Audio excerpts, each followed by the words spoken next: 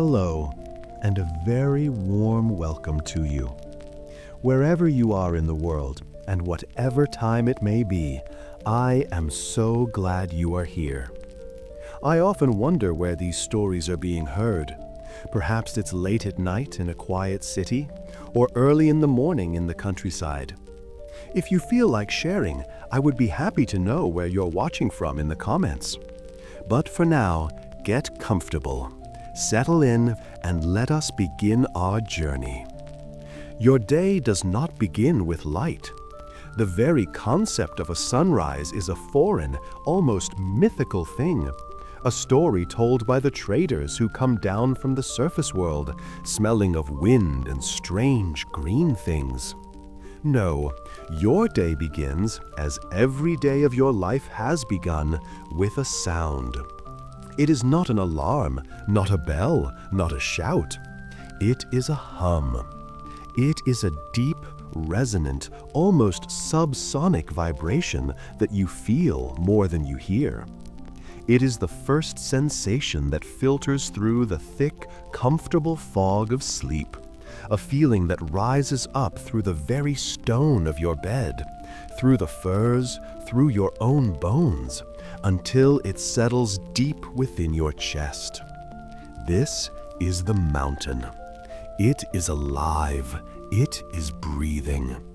Some of the elders, the mystics, say that it is the sound of the world's great heart beating slowly, patiently, deep beneath the roots of the peaks. Others, more pragmatic, say it's just the sound of immense geological pressures of water moving through ancient aquifers miles below. You've never much cared for the explanation. All you know is the feeling. It is a profoundly comforting sound, a constant, unwavering presence that has been the soundtrack to your entire existence. It is the ultimate white noise, a sound so immense and all-encompassing that it cancels out all other smaller anxieties. It is a sound of permanence. It was here long before your ancestors first struck the rock with a pickaxe, and it will be here long after your own name is just another carving on a forgotten wall. The hum is a promise. It is a promise that the world is stable, that the great stone walls that protect you are still strong, that the mountain still holds you safe in its core. You've heard that surface dwellers live in a state of constant low-level anxiety, their flimsy wooden houses creaking in the wind, their roofs rattling in the rain. You cannot imagine such a life. Here in the deep, there is only the hum, a quiet, gentle pressure that tells you that you are home. And this is your home, your bedchamber. As your consciousness slowly returns, your eyes open to a familiar, comforting darkness. Your room is not built, it is carved. It is a perfect, seamless cocoon hewn directly from the living granite of the mountain. There are no joints, no nails, no planks of wood. The walls are smooth, worn down over generations by the patient hands of your ancestors, and they are cool to the touch, holding the steady, unchanging temperature of the deep earth. The ceiling is not a high, distant thing. It is a low, gentle arch, a shape that feels like a protective hand cupped over you as you sleep. There are no windows. A window, to you, seems like a profound vulnerability, a hole in the armor of your home. Why would anyone want to invite the unpredictable whims of the sky into their safe, solid space?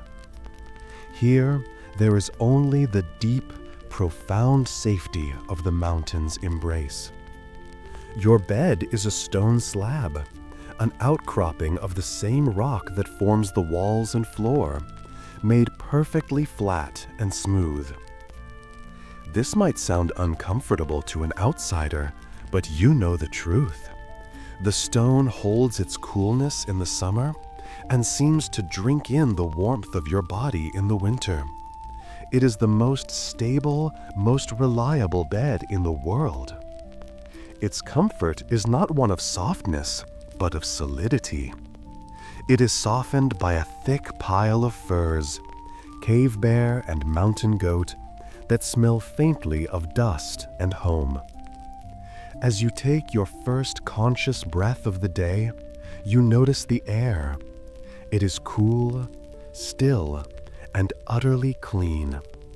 It carries no scent of pollen or pollution. It is the pure, ancient air of the deep, filtered through 1,000,000 tons of rock. It has a faint, almost imperceptible smell, the scent of minerals, of ozone, of damp stone, and of time itself. It is the cleanest smell you can imagine. And so you wake, not with a jolt, but with a slow, gentle drift. You surface from sleep as if rising from a deep, quiet, underground pool. Your body returns to the world first, your mind following at its own unhurried pace. You stretch your powerful limbs, your knuckles scraping against the low ceiling, your toes pushing against the unyielding stone at the foot of your bed. The world is solid. The world is safe. The hum of the mountain continues its eternal, soothing song. The day has begun. Before the thought of breakfast, before the call of the mines, before any other duty or desire, there is the ritual. It is the most important part of any dwarf's morning, a quiet, meditative practice that centers the mind and prepares the spirit for the day ahead.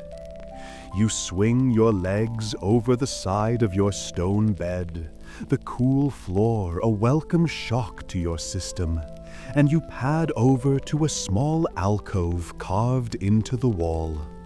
This is your grooming station, your personal altar.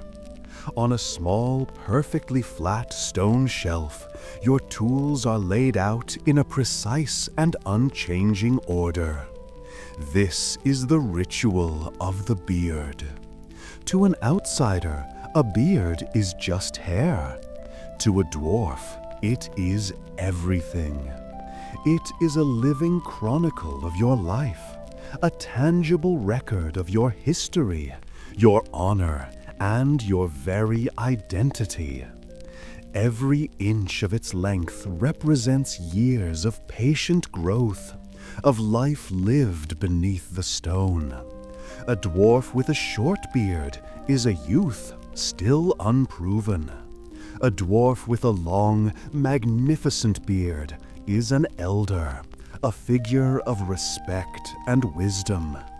To have your beard cut is the ultimate shame, a punishment reserved for the worst of traitors, for it is to be stripped of your past, to be made a non-person.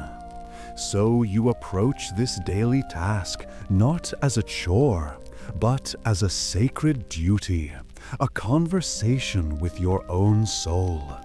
Your tools are simple, but they are treasures, each one crafted or earned over a lifetime. First, there is the comb. It is not some cheap, mass-produced thing.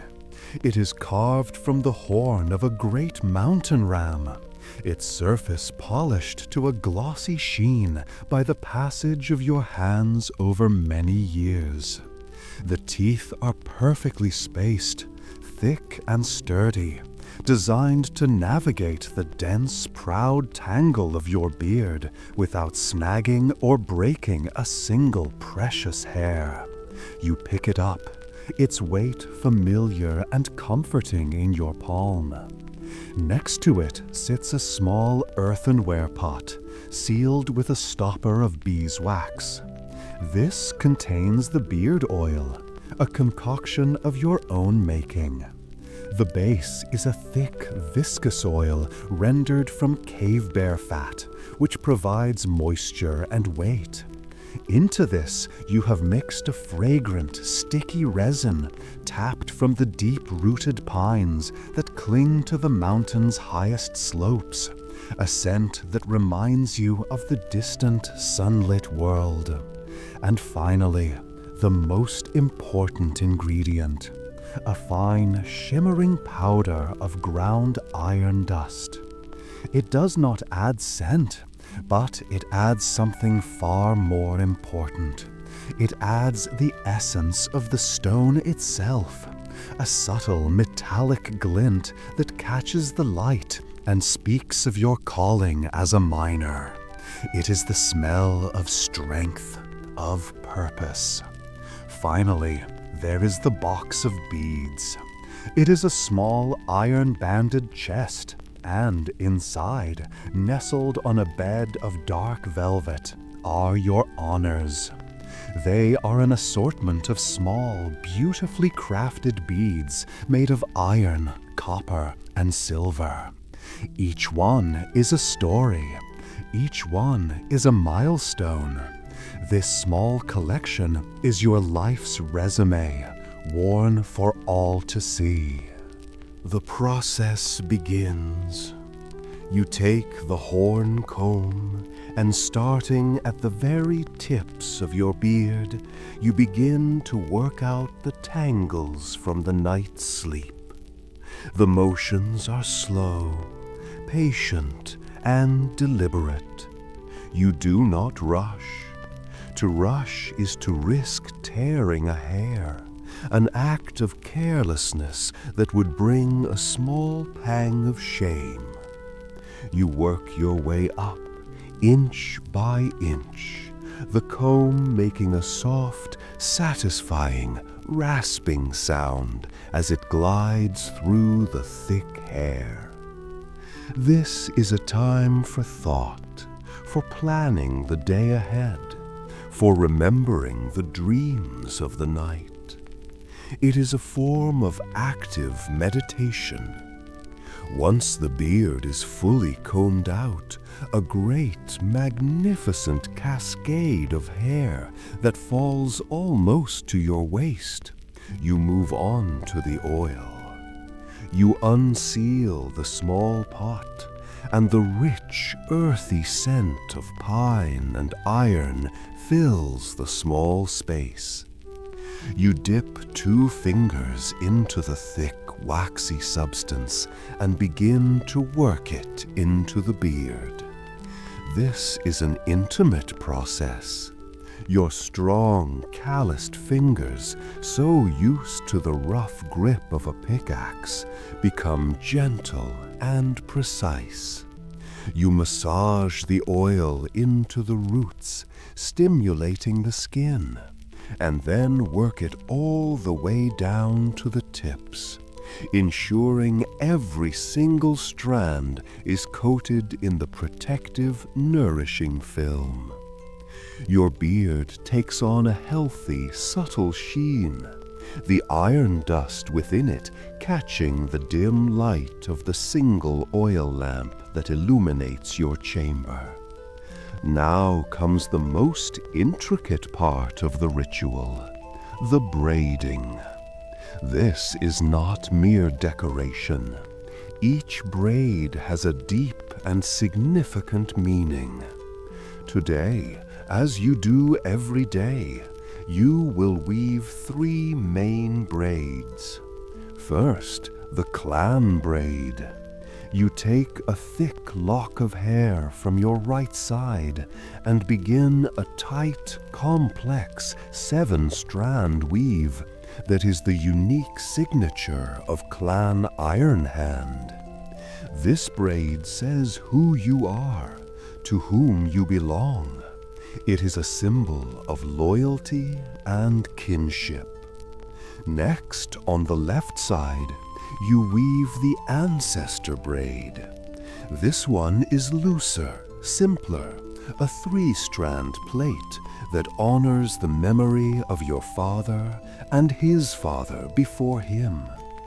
It is a connection to your past, a reminder that you are the living result of a long, unbroken line of proud, hard-working dwarves. And finally, in the center, directly below your chin, you weave the work braid. This is the thickest and longest of them all, a symbol of your profession as a miner. It is a strong, practical braid designed to keep the hair from getting caught in machinery or snagged on a rock. It speaks of your purpose, your contribution to the hold. With the braids complete, it is time for the final touch, the beads. You open the iron-banded box and make your selections. You choose a simple iron bead earned when you first completed your apprenticeship and clip it to the bottom of your work braid. You select a copper one, a gift from your father on your 50th birthday, and affix it to your ancestor braid. And finally, a shining silver bead awarded to you for being part of the crew that discovered the rich silver vein in the deep West Gallery is clipped proudly onto your clan braid. Each bead clinks softly into place, a small metallic note in the quiet of the morning. You look at your reflection in a small polished sheet of obsidian that serves as your mirror. The dwarf looking back at you is ready. His beard is not just groomed, it is ordered. It is a statement.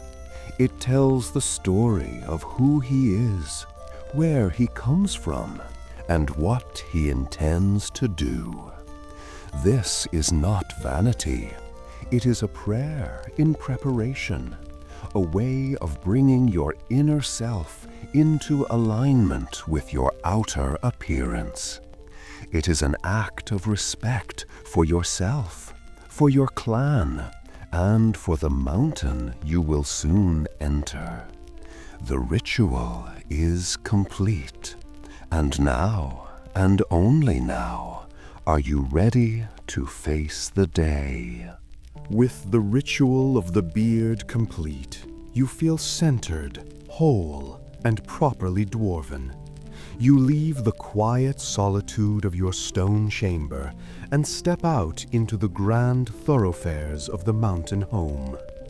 The walk to the Great Hall is a journey in itself, a daily pilgrimage through the living heart of your history. The corridors are not the narrow, cramped tunnels that outsiders might imagine. They are vast, majestic highways of stone, their ceilings soaring so high into the darkness that they seem to disappear into a geological heaven. The scale of the place is a constant, humbling reminder of the ambition and skill of your ancestors. 1,000 dwarves could walk abreast down this main corridor, and their shoulders would not touch. The air here is different from your chamber. It is filled with the low, ambient hum of the city awakening, a sound composed of 1,000 distant echoes. The ring of a blacksmith's hammer, the rumble of a minecart on its tracks, the murmur of countless deep baritone voices. And holding up this immense vaulted space are the pillars. They are colossal, monumental things, spaced at 100-yard intervals, each one carved from a single massive column of rock. But they are not mere supports. Each pillar is a statue, a meticulously carved portrait of an ancient king or a legendary hero from your people's long history. As you walk, you pass beneath the stern, stony gaze of Thorin the First. his great stone beard flowing down to a chest emblazoned with the symbol of the forge.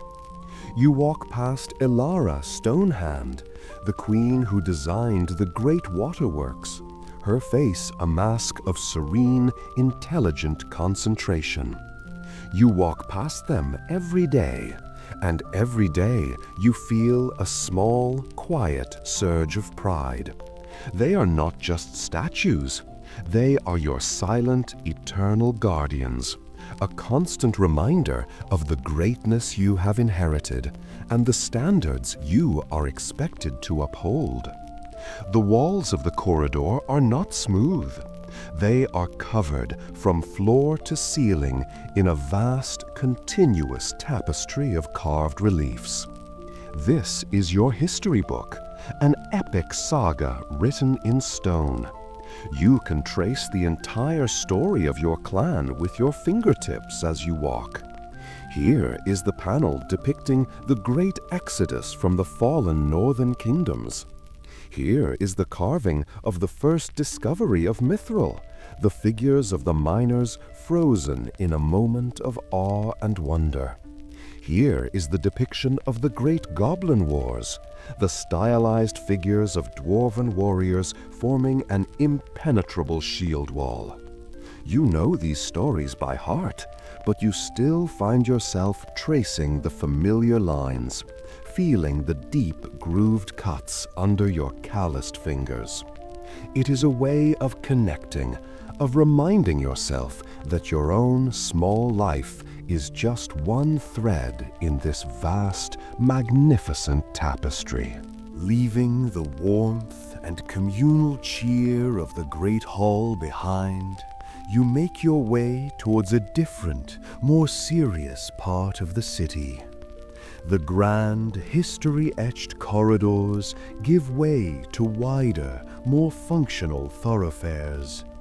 The stone underfoot worn smooth by the passage of countless heavy-duty mine carts and the tread of innumerable iron-shod boots. The air here changes as well. The savory smells of the kitchens are replaced by the sharp, metallic tang of the forges and the faint, oily scent of heavy machinery. This is the industrial heart of the mountain, the gateway to the deeps where the real work is done. You are headed for the main shaft entrance, and as you walk, you begin to converge with others. From different side tunnels and residential sectors, your fellow miners appear, their bellies full and their minds set on the task ahead. There is no formal muster call, no loud summons. Every dwarf knows their shift, and they arrive with a punctuality born of deep, ingrained discipline. You see the familiar faces of your crew, a group of 5 other dwarves with whom you have worked for the last decade. There is Balin, the crew chief, a grizzled old dwarf with a beard woven into a single, thick, club-like braid. There is Oin, the youngest, his beard still barely reaching his chest, but his arms as thick as small logs. You greet each other not with boisterous shouts, but with the quiet language of deep familiarity. A curt nod, a low murmur of "Ready?" A hand clasped briefly on a shoulder. The mood is not somber, but it is focused. The boisterous laughter of the great hall is gone, replaced by a quiet, professional camaraderie. You are about to enter the mountain's embrace, to ask for its treasures, and that is a task that demands respect and concentration. Joking and loud talk are for the evening, for the drinking halls. The morning is for work.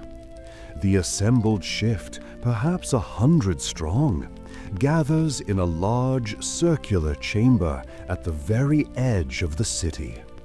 This is the last bastion of civic life before the wild, untamed rock of the deeps begins.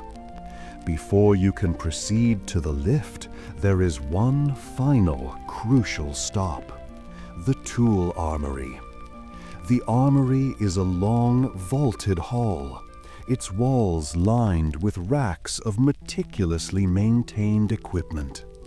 The air is thick with the clean, pleasant smell of whetstone, oil, and tempered steel. This is a place of reverence. A dwarf's relationship with his tools is a sacred one, and unlike the pitiful scavenged junk of the goblin world, your tools are masterpieces of form and function, built to last for generations. You do not get a new tool every day. You have one personal tool that is yours and yours alone. You approach the keeper of the armory, an ancient dwarf with hands gnawed into the shape of the tools he tends, and you give him your name and your mark. He nods, turns to a locked, reinforced rack, and retrieves your partner. As you draw closer to the great hall, a new set of sensations begins to fill the air. The cool, mineral scent of the corridors is gradually replaced by a warm, savory, and deeply comforting aroma. It is the smell of the morning meal, a scent that speaks of community and sustenance. It is the smell of roasting mushroom sausage, a smoky, earthy fragrance that makes your stomach rumble in anticipation. It is the smell of stone bread, a unique dwarven delicacy baked on superheated slabs of granite, giving it a crisp, almost nutty crust. And beneath it all is the sharp, bracing aroma of strong, dark tea, a bitter but invigorating scent that promises to cut through the last vestiges of sleep. You step through a great arched doorway and into the great hall itself. It is a chamber of truly epic proportions, a cavern so vast that a small cloud could form near its ceiling and not be considered a nuisance. The hall is filled with hundreds of long, heavy tables, each one a single, massive slab of polished stone, supported by thick, sturdy legs. The entire space is illuminated by 1,000 glowing crystals embedded in the walls and hanging from great iron chandeliers, casting a warm, golden, and steady light that is far more pleasant than the flickering of torches. The hall is already teeming with life. Hundreds of your kin are gathered, their deep, rumbling voices creating a pleasant, non-intrusive din. You find your usual spot at a table occupied by your fellow miners, a collection of strong, solid, and dependable dwarves. You are greeted with quiet nods and low grunts of acknowledgement, the dwarven way of saying, "It's good to see you, now let's eat." The meal is, like all things dwarven, practical, hearty, and without unnecessary frills.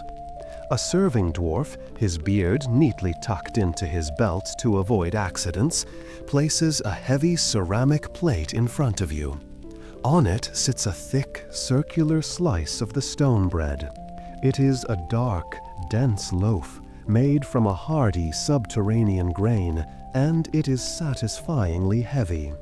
Next to it is a generous portion of the mushroom sausage, sizzling and spitting fat, its savory aroma intoxicating. And finally, a great heavy mug of the black tea, steaming and fragrant. You eat with a focused appreciation. The bread is tough to chew, but its nutty, earthy flavor is deeply satisfying. The salted cave boar meat in the sausage is rich and savory, a perfect counterpoint to the bread. And the tea is incredibly bitter, a shock to the system that clears your head and sharpens your senses, preparing you for the work ahead. The sounds of the hall are a symphony of community. It is the rhythmic clatter of heavy ceramic mugs being slammed down on the stone tables. It is the low murmur of quiet conversation as dwarves discuss the day's work assignments, trade gossip, or argue about the proper technique for sharpening a pickaxe. And underpinning it all is the deep, rumbling, and infectious sound of dwarven laughter, a rich, genuine sound that comes from the belly and speaks of a people who are, despite their stern exterior, fundamentally content. You eat, you listen, you feel the warmth of the hall seep into your bones, and you feel a profound sense of belonging. This is the heart of your home, the place where you are not just a miner, but a member of a great and enduring family. The meal is not rushed, but it is not lingered over. When you are finished, you drain the last of your tea, give another curt nod to your table mates, and rise. The meal is over. Your belly is full. Your mind is clear. It is time to go to work. Your pickaxe. It is a thing of beauty, a perfect marriage of wood and steel. You take it in your hands, its weight as familiar to you as the weight of your own limbs.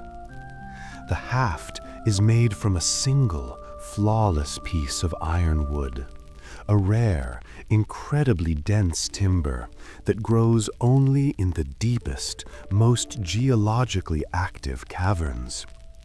It has been polished smooth by years of use, its surface glowing with a dark, rich patina. The head is a marvel of dwarven smithing. It is forged from the finest dwarven steel, folded 100 times in the geothermal forges, its edges honed to a razor sharpness that can bite into solid granite. The A in your clan is stamped into the steel, a permanent mark of ownership. But the most important part is the grip. The lower half of the haft is wrapped in thick, supple cave-boar leather, stitched with sinew.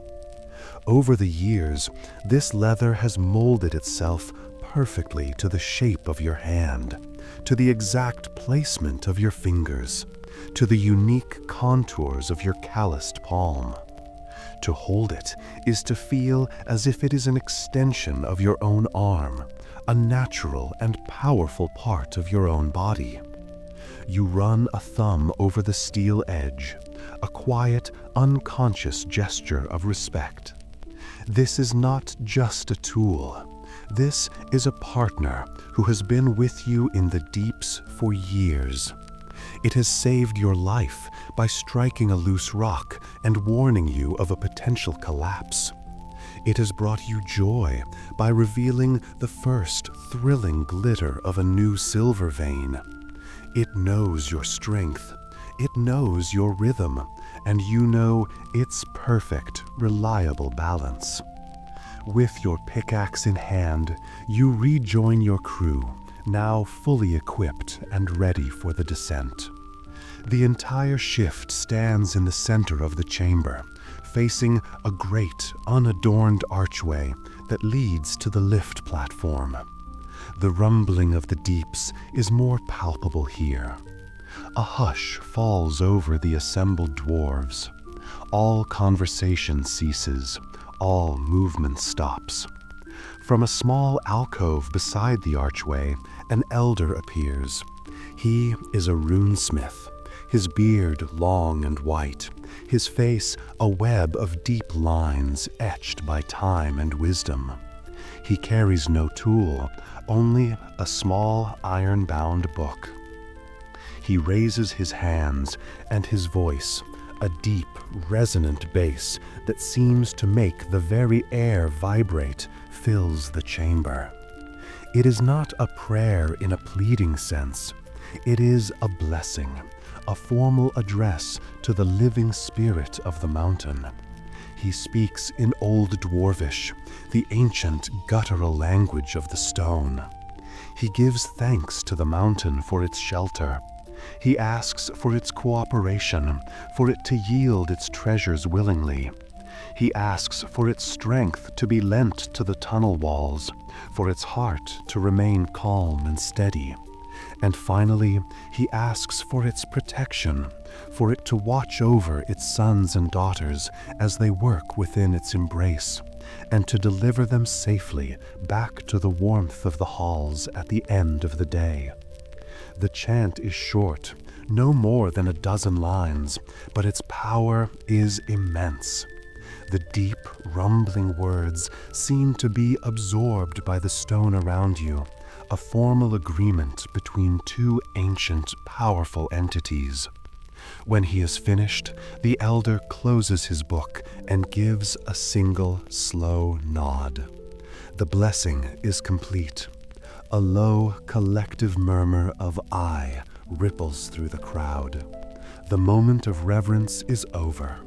With a renewed sense of purpose and a quiet, profound sense of security, you and your fellow miners turn and march in disciplined order through the great archway and onto the gear lift platform.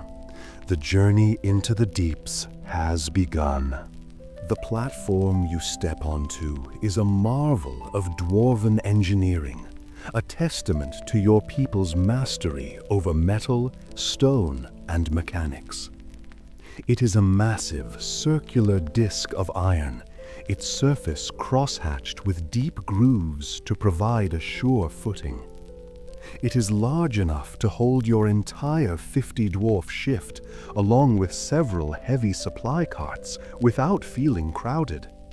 The platform is suspended in the center of a colossal vertical shaft that plunges directly down into the mountain's core, a well of darkness so deep that its bottom is a matter of mathematics, not sight. Around the edge of the platform is a thick iron railing, worn smooth by the grip of countless hands over the centuries. You and your crew find your usual spot, your backs against the rail, your precious pickaxes held firmly at your sides. The air here is filled with the sounds and smells of the great machine. This is no simple rope and pulley system. The gear lift is a symphony of immense interlocking parts, all working in perfect, ponderous harmony. Looking up, you can see the colossal gears that drive the mechanism, each one the size of a small house. Their great iron teeth meshing with a slow, deliberate, and deeply satisfying precision. Thick, greasy chains, each link as big as your head, snake through this clockwork leviathan, disappearing into the darkness above and below. The entire machine is in a state of constant low-grade motion, and the air hums with its contained power. It is not powered by steam, a technology you consider to be noisy, inefficient, and prone to explosive fits of temper. It is powered by something far older and more reliable. Deep within the stone walls of the shaft, you can see the faint, pulsing blue glow of master runes, each one a complex, glowing sigil of immense power. They are runes of weight and counterweight, of motion and stability. Their combined energy creates a steady, irresistible force, a controlled and silent magic that can raise and lower thousands of tons of rock and dwarves without a single puff of smoke or a wasted drop of fuel. It is a quiet, clean, and eternally reliable power source, a secret your people have guarded for millennia. The lift operator, a dwarf with an impressive beard and an even more impressive air of calm authority, stands at a control lectern made of brass and obsidian. After a final check of the assembled miners, he pulls a large, heavy lever. There is no lurch, no sudden drop.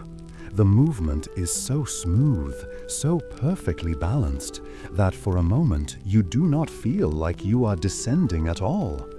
Instead, it feels as if the entire mountain is slowly and gracefully rising up around you. The journey down into the deeps is a slow, meditative transition from one world to another. The warm, golden, crystal-lit halls of the city shrink about you, the sounds of civic life fading into a distant, muffled echo. You pass by the upper levels first, the residential sectors, and you can catch brief glimpses into lighted corridors and workshops through arched openings in the shaft wall.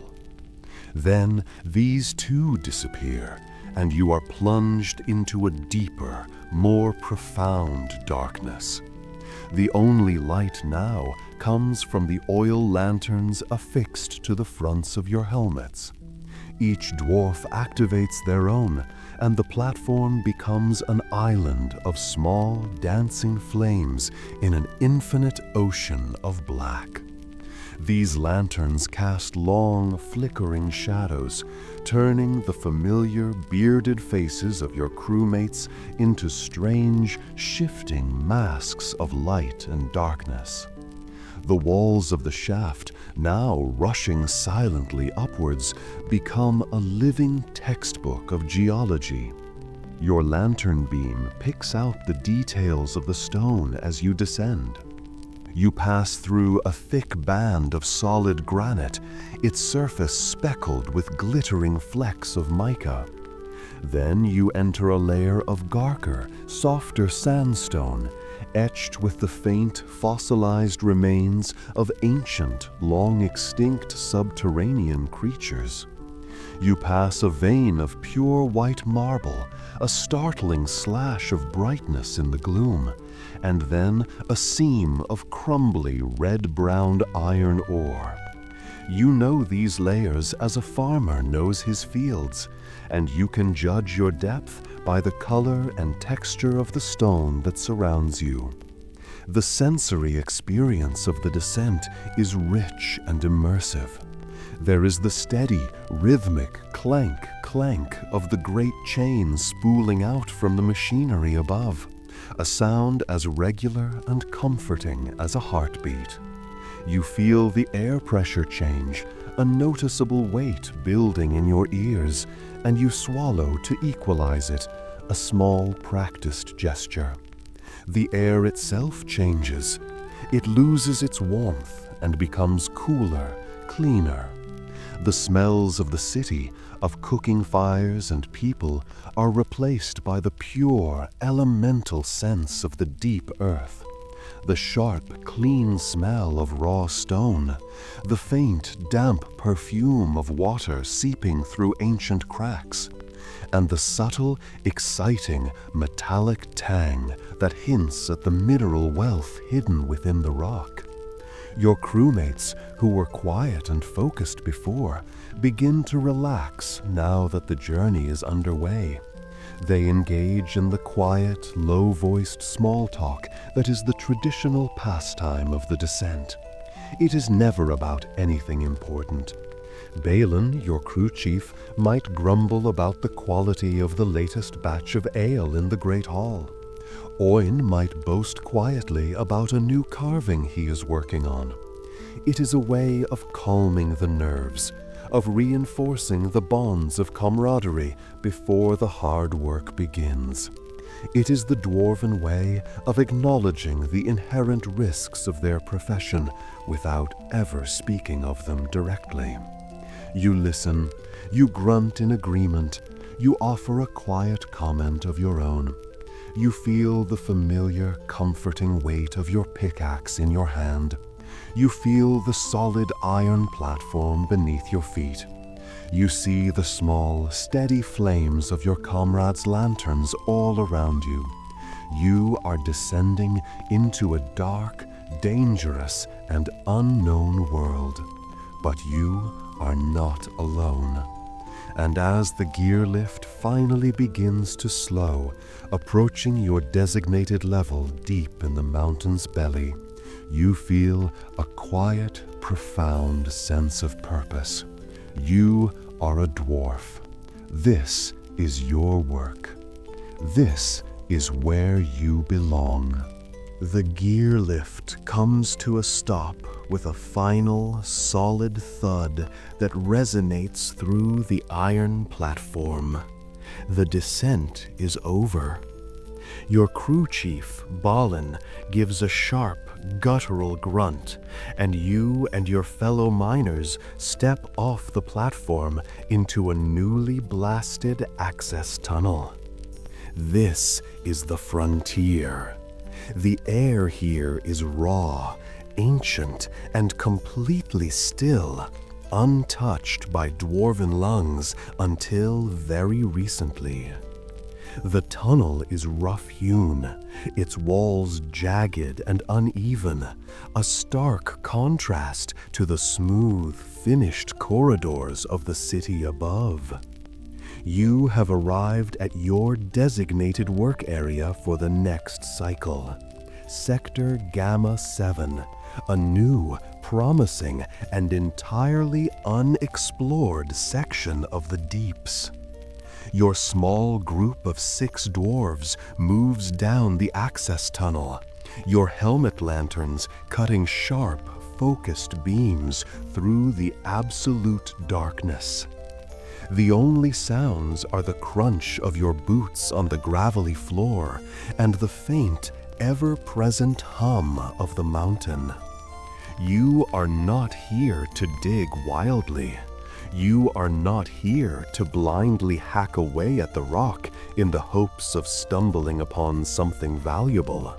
That is the brutish, inefficient method of orcs and lesser creatures. You are dwarves. Your work begins not with an act of violence, but with an act of communion. It begins with the ancient, sacred art of stone cunning. Balin leads you to a wide, unblemished rock face at the end of the tunnel. This is the target, the canvas upon which you will work. He says nothing. He simply turns to the wall, and the rest of the crew follows his lead. You approach the rock face, and, following a tradition as old as mining itself, you extinguish your lantern. For a moment, you are plunged into a total, disorienting blackness. Your sense of sight, now useless, retreats, and your other senses sharpen to a preternatural degree. You hear the soft, rhythmic breathing of your 5 crewmates beside you. You feel the cool, gentle draft of air moving through the tunnel. And you smell the rich, virgin scent of the stone, a complex perfume of minerals, moisture, and deep time. This is the first step, to blind yourself, to shut out the distractions of the visible world, and to prepare yourself to see in a different way. You raise your hand, your palm open, and you lay it flat against the cold, rough surface of the rock. This is the crucial point of contact, the bridge between your own living self and the ancient sleeping consciousness of the mountain. The stone is not a dead, inert thing.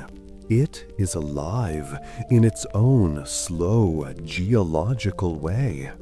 It has a voice, and stone cunning is the art of learning to listen to it.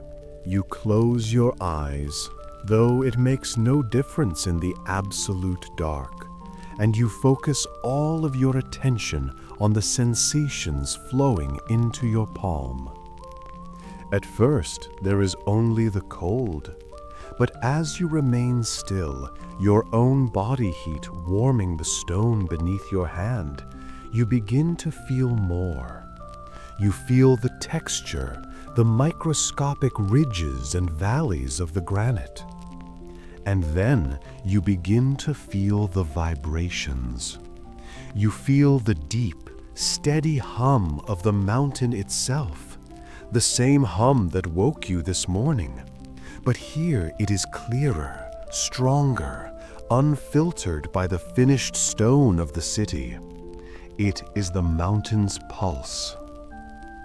You tune out this background hum, listening for subtler things. You feel for inconsistencies, for faint, high-frequency vibrations that might indicate a hollow space or a pocket of gas on the other side of the wall. You feel for areas of unusual density, places where the hum seems to grow deeper and more resonant, which could indicate a large deposit of heavy metallic ore. It is a form of geological clairvoyance, a skill that cannot be taught, only learned through decades of patient, silent practice. Next, you focus on temperature. You slide your hand slowly across the rock face, your calloused skin incredibly sensitive to minute thermal variations. Most of the wall is a uniform, deep cold. But then you feel it, a faint, almost imperceptible line of even colder stone. This is a classic sign. Metallic veins, particularly silver and mithril, conduct temperature more efficiently than the surrounding rock, and they often feel slightly cooler to the touch. You trace the line with your fingertips, following its meandering path as it snakes its way through the rock. Finally, you listen. You press your ear against the stone, the horn of your helmet digging uncomfortably into your cheek, and you listen to the silence. It is not an empty silence. It is a silence filled with tiny, infinitesimal sounds. You hear the slow, patient drip of water seeping through a microscopic crack a dozen feet away. You hear the faint, creaking groan of the mountain settling under its own immense weight. It is a language, and you are fluent in it. For a long, silent time, your entire crew stands like this, 6 statues in the dark, each one engaged in their own private, silent dialogue with the mountain. When Balin is satisfied, he gives a low grunt. One by one, you relight your lanterns, the sudden flickering light feeling almost blasphemous after the profound darkness. There is no grand pronouncement. Balin simply turns to the rest of you, his face serious in the lamplight. "Iron," he says, his deep voice stating a simple fact. "A strong vein running east. And something else. Silver, I think. Deeper in." The rest of the crew nods in silent agreement. Your own findings confirmed his. Now comes the final part of the process, marking the claim. Balin takes a piece of soft white chalk from his pouch. Based on the collective, unspoken consensus of the crew's findings, he begins to draw on the rock face. He draws a thick, confident line, tracing the path of the iron vein you all felt. He makes a smaller, more intricate mark, a Dwarven rune for potential, over the spot where the cold signature of silver was strongest. These are not just crude marks. They are a map, a promise, a formal declaration of intent. You are telling the mountain, we have listened, we have understood, and now we will begin. The process of stone cunning is over. The art is finished. Now the labor can begin. With the chalk marks glowing faintly on the rock face, a silent plan understood by all. The time for communion is over. The time for work has arrived. There is a series of quiet, efficient sounds as your crew prepares. The metallic scrape of a whetstone being drawn one last time across a pickaxe head. The soft creak of leather as harnesses are adjusted. The clink of a water skin being set down on a nearby rock. And then, Balin, your crew chief, steps up to the wall. He plants his iron-shod boots wide, his body a low, solid center of gravity. He hefts his own ancient rune-etched pickaxe, its weight a comfortable and familiar thing in his powerful hands. For a moment, he is perfectly still, his eyes fixed on the chalk line. Then, with a grunt that is less about effort and more about pure, focused intent, he swings. The first strike is not a loud, crashing boom, but a sharp, clean, high-pitched chink that echoes beautifully in the confines of the tunnel.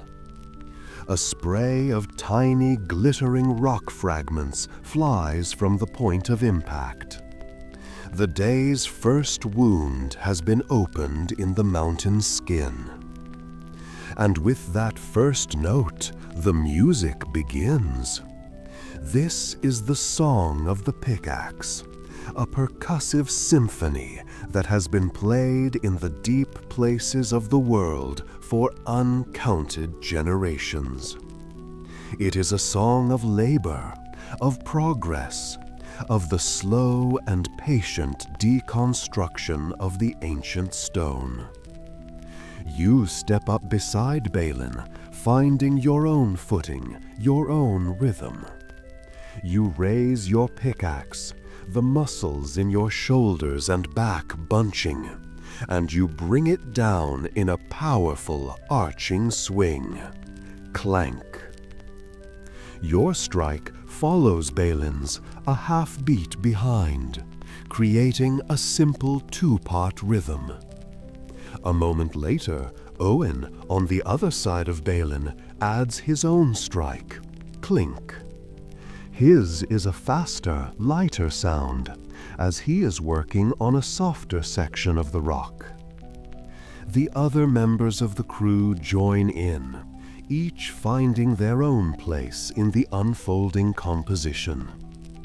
The sounds are all different, dictated by the strength of the dwarf, the quality of their pickaxe, and the density of the rock they are striking. There are the sharp, high-pitched clinks of exploratory strikes. There are the deep, resonant chinks of a well-placed blow that bites deep into the stone. There are the dull, heavy thuds as someone works to dislodge a larger, more stubborn piece of rubble. And occasionally, there is the sharp, satisfying crack of a large piece of granite finally surrendering, a sound that always brings a round of low, appreciative grunts from the rest of the crew. It is not chaos, it is music. It is a complex polyrhythmic beat, a 6-part percussion piece that is constantly evolving. You fall into the rhythm, your body moving with a practiced economatical grace. This is not the wild, inefficient flailing of a human laborer. This is a science, a form of martial art. The power of the swing comes not from your arms, but from your legs and your core. You twist at the hips, letting the weight of the pickaxe do most of the work, guiding its point to the exact spot where it will be most effective. Swing, strike, recover. Swing, strike, recover. It is a dance, a meditation in motion. You are not just a collection of individuals working near each other. You are a single, 6-limbed organism working in perfect, practiced unison. The teamwork is so ingrained, so reflexive, that it requires no verbal commands. While you and 2 others work on the main face, chipping away at the rock along the chalk lines, the other members of the crew perform their own crucial roles in this intricate ballet of labor. One of them, armed with a wide, heavy-headed shovel, is the clearer. His job is to constantly scoop up the debris and rubble that falls from the face, keeping the work area clear and safe. He moves with a fluid, constant motion, a quiet, shuffling presence that is always there but never in the way. Another dwarf is the tester. He carries a long, slender-headed hammer, and his job is to move along the walls and ceiling of the newly exposed tunnel, tapping gently on the rock. He is listening for the sound. A solid, ringing sound means the rock is stable. A dull, hollow thud means there is a crack or a weak spot. If he finds one, he will make a quiet mark, and later the crew will return to shore up that spot with ironwood beams. He is the guardian of the crew's safety, his ears just as important as your arms. The last member of the crew is sorting the haul, separating the valuable, iron-rich ore from the worthless dross rock, creating neat, organized piles that will be loaded into the mine carts later.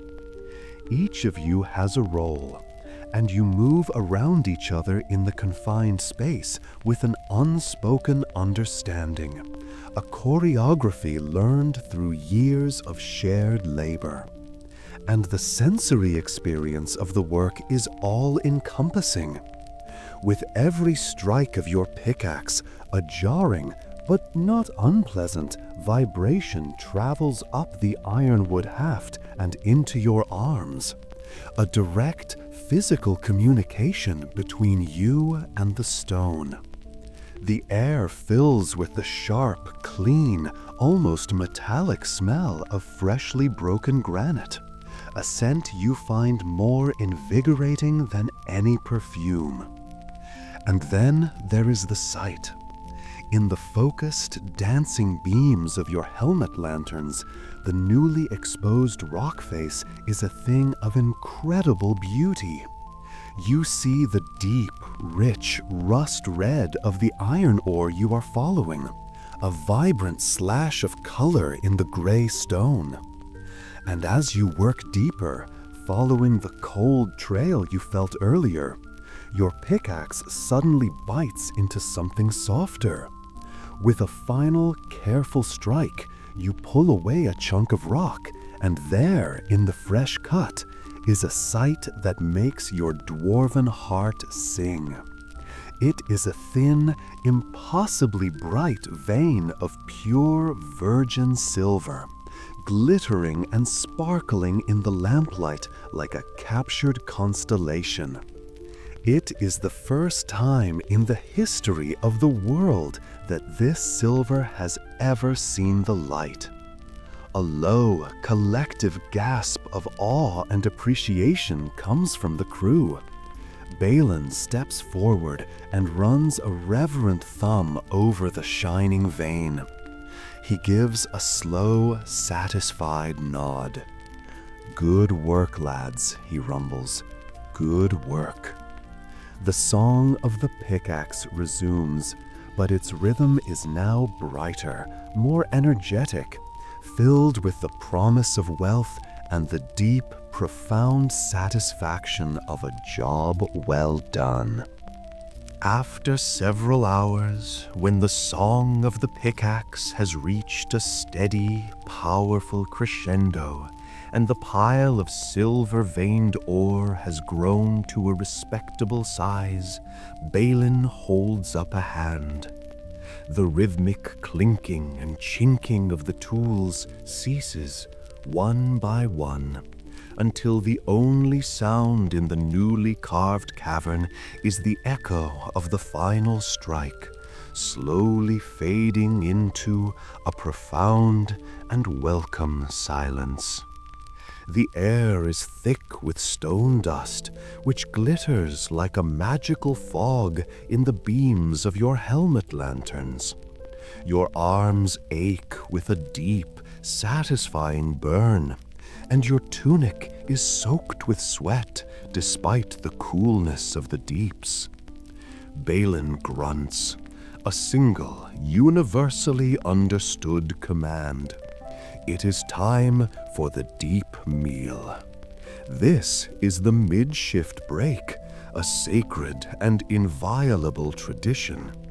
To work a dwarf through his meal break is an offense so profound that it would likely result in a formal grievance being filed with the Miners' Guild, and possibly a well-aimed pickaxe being lodged in the offender's helmet.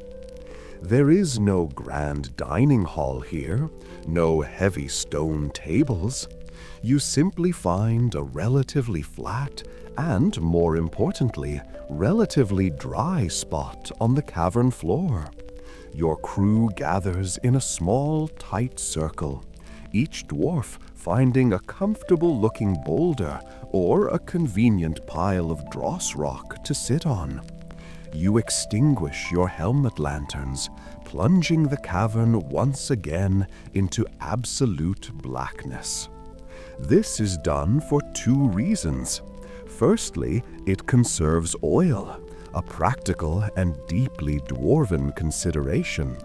But more importantly, it rests the eyes and allows the other senses to take precedence.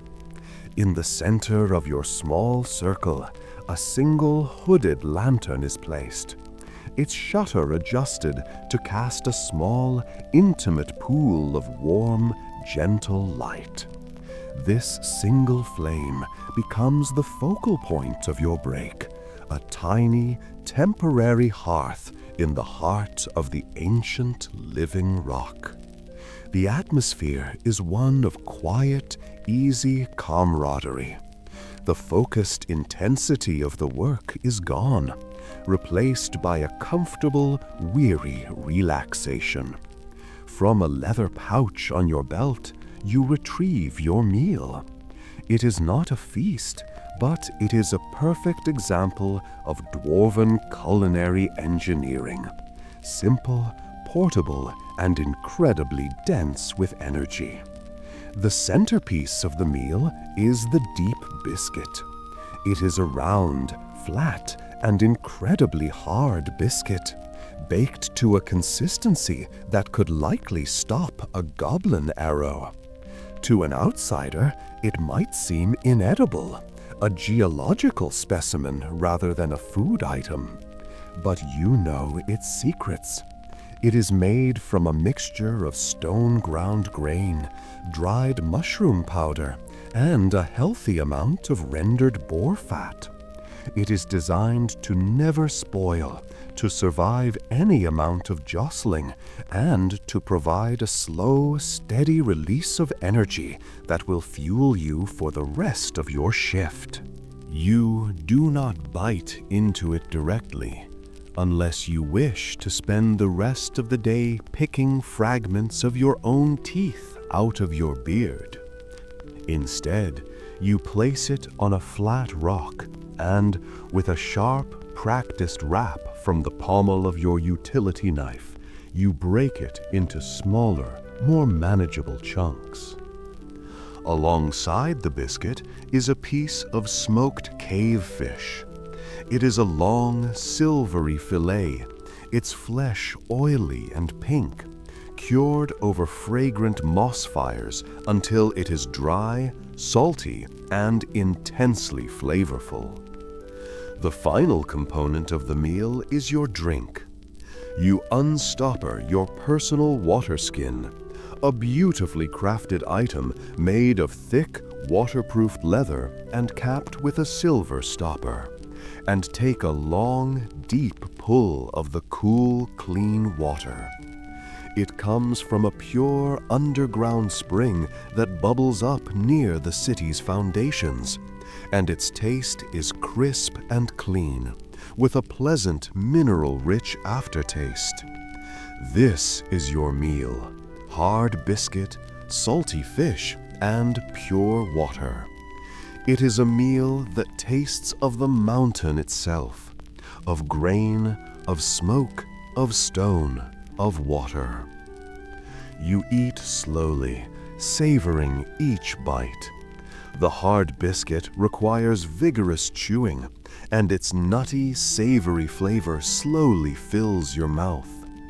The salty, oily fish is a perfect complement, its strong taste cutting through the dryness of the biscuit. The water cleanses your palate and soothes your dust-caked throat. It is a deeply satisfying and honest meal, perfectly suited to this environment. And as you eat, you talk. In the quiet, intimate darkness, illuminated only by the single steady flame of the central lantern, the bonds of your crew are forged and reinforced. The stories begin to flow, told in the low, rumbling voices of your kin. The conversation is never about deep, emotional matters. It is a tapestry woven from practical concerns, humorous anecdotes, and shared history. Balin might launch into a long, rambling story about the Great Iron Fiasco of 42, a tale of a rival mining crew who misread the seams and spent a month digging through a worthless vein of granite, a story that still brings a chuckle to the older miners. Oin, the youngest, might ask a question about the proper way to set a support beam, and the older members of the crew will offer their advice, their voices patient and instructive. There are jokes, simple, earthy, and often revolving around the questionable intelligence of goblins or the even more questionable personal hygiene of elves. The small enclosed space fills with the low, rumbling sound of dwarven laughter, a sound that is quickly absorbed by the surrounding rock, a secret shared only between the six of you and the mountain. This is where the true work of being a crew is done. It is where the younger members learn from the older ones, where grievances are aired and settled with a gruff word and a shared piece of biscuit, where the invisible threads of trust and mutual respect are woven into an unbreakable cable. In this small pool of light, surrounded by an ocean of impenetrable darkness, you are not just colleagues, you are brothers, bound together by shared danger, shared labor, and shared bread. And as you finish the last of your meal, Washing it down with a final swig of water, a quiet, comfortable silence settles over the group. The break is almost over. The stories are told. The bonds are reaffirmed. You feel rested, nourished, and connected. And you are ready to hear the song of the pickaxe once again. With the last crumbs of the deep biscuits consumed, and the stories of the meal break fading into a comfortable silence, Balin gives another one of his signature grunts. He rises, and the rest of the crew follows suit, the brief period of rest now officially over. But you do not immediately return to the rock face, pickaxes in hand. The second half of the shift is dedicated to a different but equally crucial aspect of mining. It is time for the less glamorous but far more important work of securing the way. Any fool can smash rocks and dig a hole. A true Dwarven miner understands that excavation is only half the job. The other half is ensuring that the hole you have just dug does not decide to undig a moment later with you still inside it. This is the work of shoring, of reinforcing the tunnel, of transforming a raw, jagged wound in the rock into a safe and permanent passageway. It is a slow, meticulous process that requires patience, skill, and a profound respect for the immense, crushing weight of the mountain above you. Your crew moves to a small side alcove where the support timbers are stored. These are not flimsy, hastily cut planks of wood. They are immense, monolithic beams of ironwood, each one a solid 12-inch square log 10 feet long. The wood is a deep, dark brown, almost black, and it is so dense that it barely floats in water. It is as strong as iron and will last for centuries, its natural resins making it impervious to rot and burrowing insects. Each beam is a significant investment, a piece of the hole's precious and finite supply of timber, and it is to be treated with the utmost respect. The process begins with measurement and assessment. Balin, his pickaxe brow exchanged for a long iron-bound measuring rod and a plumb line, carefully inspects the section of tunnel you have just carved out. He runs his hands along the ceiling, his fingertips reading the subtle fractures and stress lines in the stone. He measures the width of the tunnel at 3 different points, his deep voice quietly calling out the numbers. Another dwarf records these measurements on a small erasable wax tablet. This is a science. There is a precise mathematical formula passed down through generations that determines the exact number of support beams required for a tunnel of a specific width and rock type. To use too few is to invite disaster. To use too many is to be wasteful, a sin almost as great. Once the calculations are complete, the real craftsmanship begins. 2 dwarves, their movements strong and synchronized, hoist one of the immense ironwood beams onto their shoulders. They carry it to the designated spot, their boots crunching on the gravelly floor, and with a great coordinated heave, they lift it into place, pressing it flat against the newly exposed ceiling. The beam is slightly shorter than the height of the tunnel, leaving a small gap. This is intentional. Now, the rest of the crew moves in to construct the 2 vertical support pillars that will hold the main crossbeam in place. This is not a crude process of just propping up a few logs.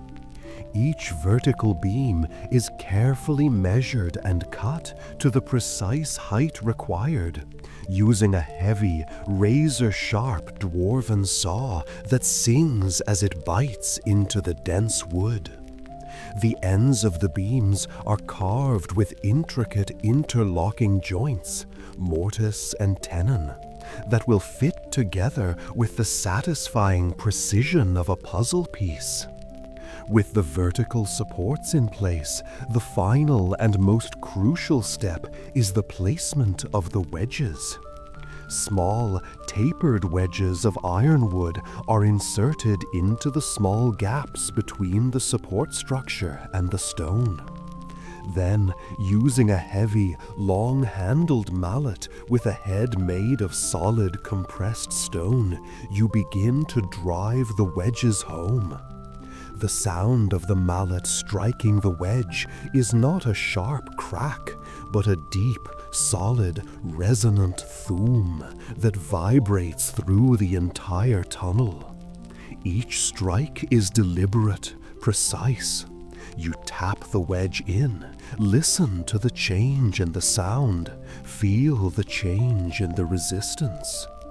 You are not just hammering, you are tuning the structure, gradually transferring the immense unseen weight of the ceiling from the raw, unpredictable stone onto the strong, reliable shoulders of the ironwood frame. As the final wedge is driven home, there is a deep, groaning sound from the mountain itself. A sound of the great weight settling comfortably onto its new support. It is the sound of the tunnel being made safe, of chaos being brought into order. You and your crew stand back for a moment to admire your handiwork. The timber frame is a thing of stark functional beauty. Its lines are clean, its joints are perfect, and it stands with an air of immense, unshakable solidity. This is more than just construction. This is a craft, a form of practical sculpture. You are not just building a support, you are building a legacy. This frame will stand for 1,000 years. Generations of your descendants will walk through this tunnel, their way lit by the work of your hands. It is a quiet, profound form of immortality, a way of leaving your mark on the mountain, not through a grand monument, but through a piece of simple, perfect, and life-saving craftsmanship. This is the Dwarven way. You do not build for the moment. You build for eternity. And with the way now secured, a deep sense of satisfaction settles over your crew.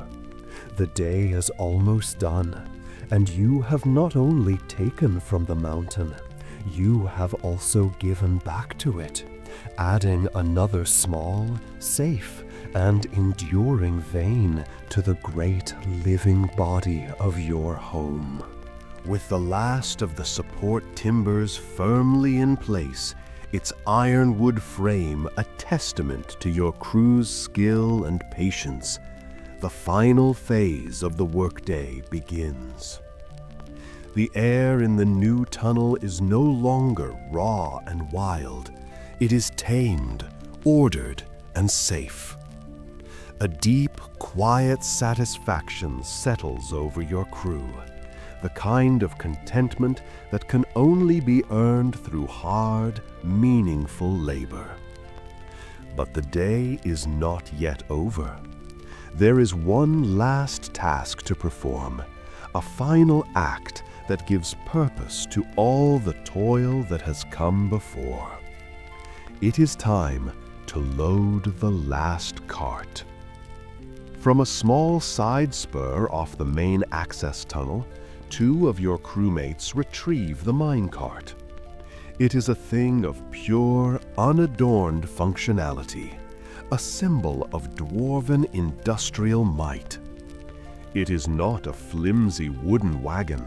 It is a heavy, squat, immensely strong cart forged from thick plates of iron, riveted together with a brutalist sense of aesthetics. Its 4 iron wheels are solid and wide, designed to run smoothly on the stone-carved tracks that line the main thoroughfares of the deeps. It is empty now, but it will not be for long.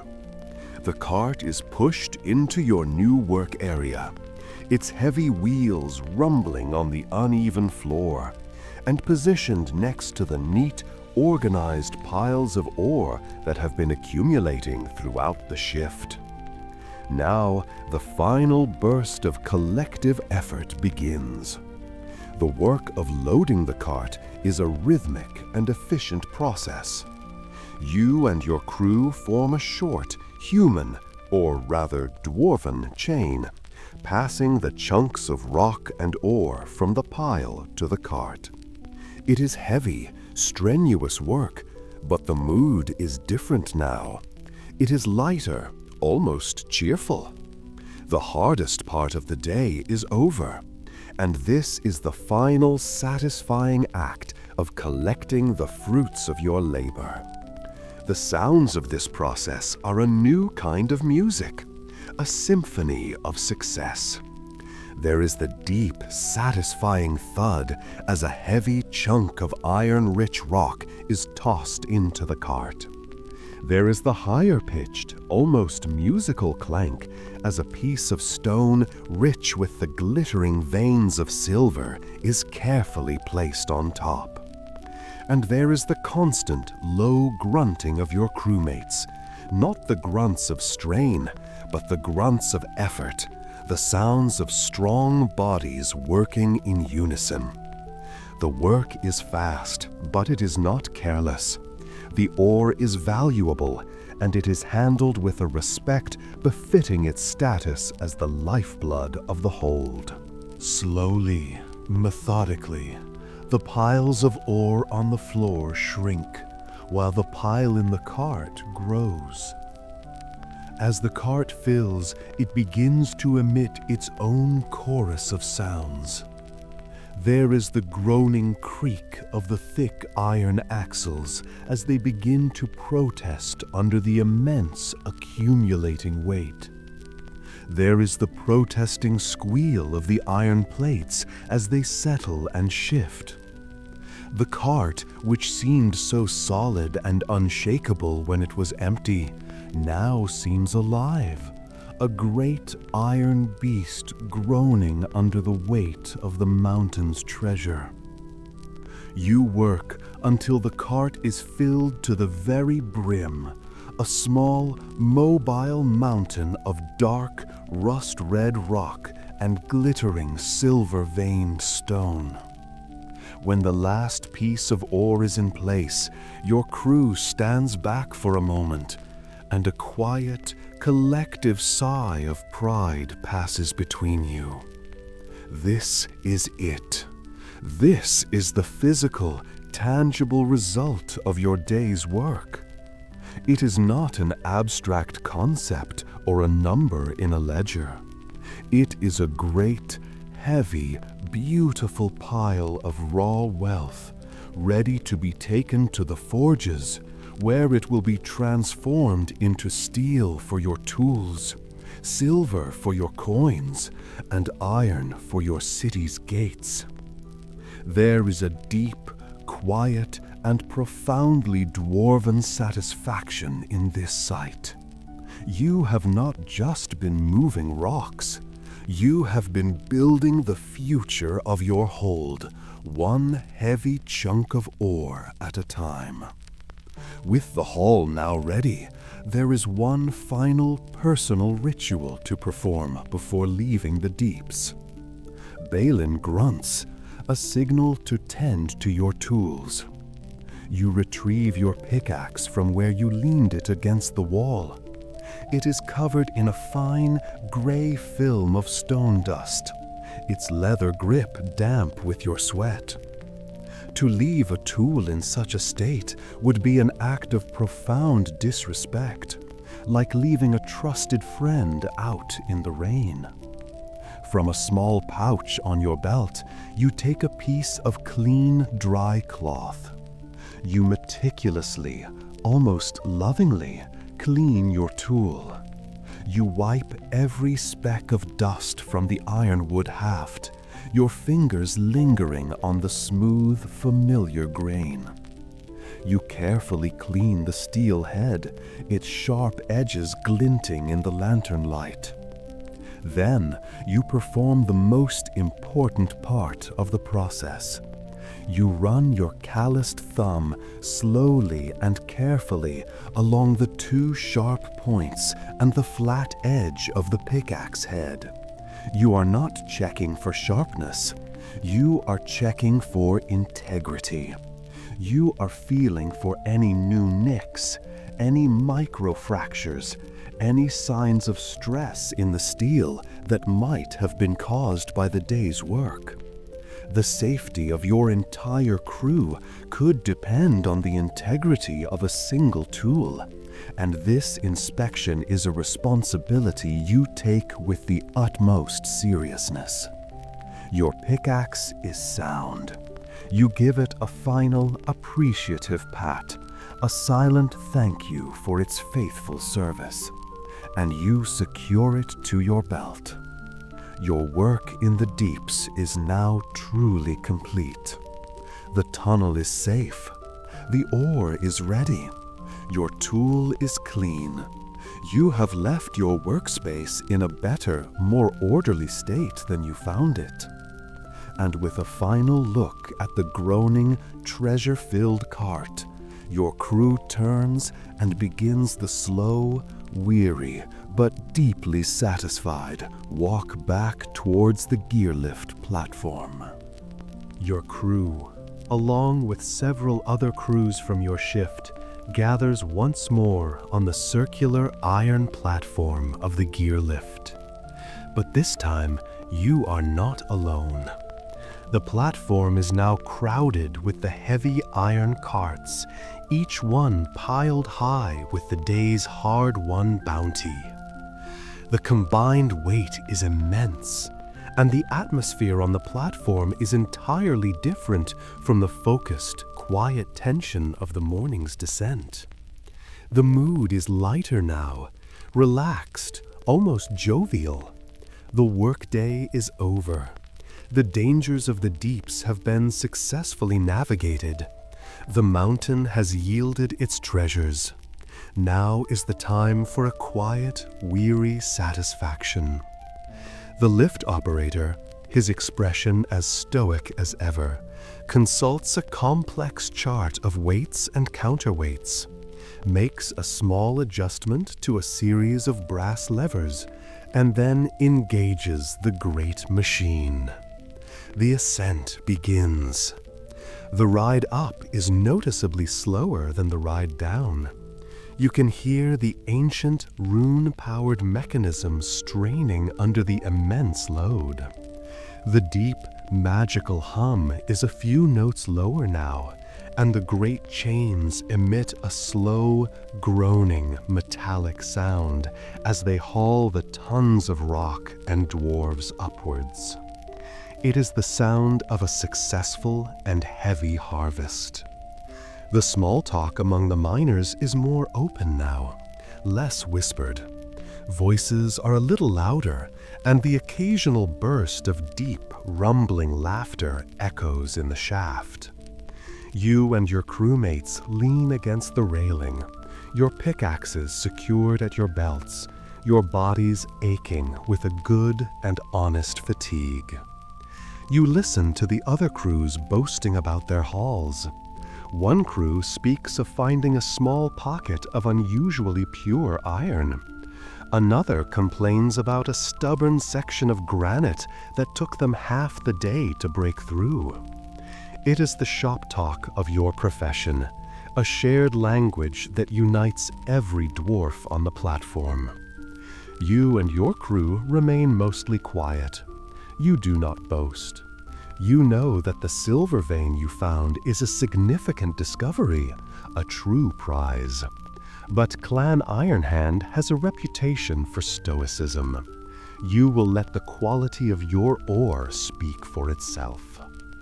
As you rise, the geology of the mountain rushes past you in reverse order. The iron and silver-rich lower strata give way to the less valuable but more stable layers of marble and sandstone. The air grows warmer, losing its raw mineral edge and taking on the more familiar, lived-in scent of the city. The darkness of the deeps begins to recede, replaced by the first distant, welcome glimmers of the crystal light from the upper halls. And then, with a final smooth halt, you arrive. You have emerged back into the city. The feeling is always one of a profound and welcome sensory shock. After a full day spent in the quiet, dim, almost monochrome world of the deeps, the city is an explosion of sensation.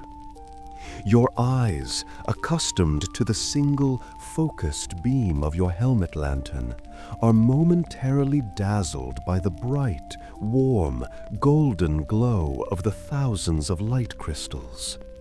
Your ears, attuned to the rhythmic clink of pickaxes, are suddenly filled with the rich, chaotic symphony of civic life. The distant, ringing clang of a dozen blacksmiths' hammers, the high-pitched squeal of a vendor's cart, the deep, melodic chanting of a group of lawmakers, and the combined, joyful din of thousands of dwarven voices. And the smells, the warm, comforting scent of baking bread, the sharp, acrid smell of coal smoke from the forges, the savory aroma of a great roast being prepared for the evening meal in the great hall. It is an assault on the senses, but a deeply welcome one.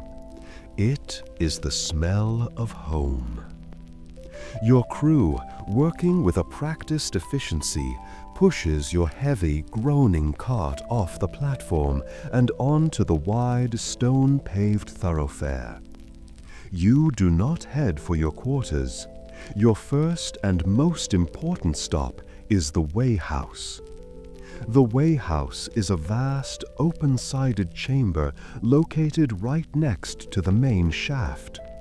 It is a place of great importance, the point where the raw wealth of the mountain is officially transformed into the quantified prosperity of the hold. In the center of the chamber is the Great Scale, a colossal and exquisitely sensitive piece of machinery, a masterpiece of levers and counterweights that can accurately measure the weight of a single coin or a 10-ton cart of ore. You push your cart onto the massive iron plate of the scale. A guild official, a stern-looking dwarf with a long gray beard braided with threads of gold, approaches. He does not greet you. He is an impartial arbiter of your day's success, and his demeanor is one of pure, bureaucratic professionalism.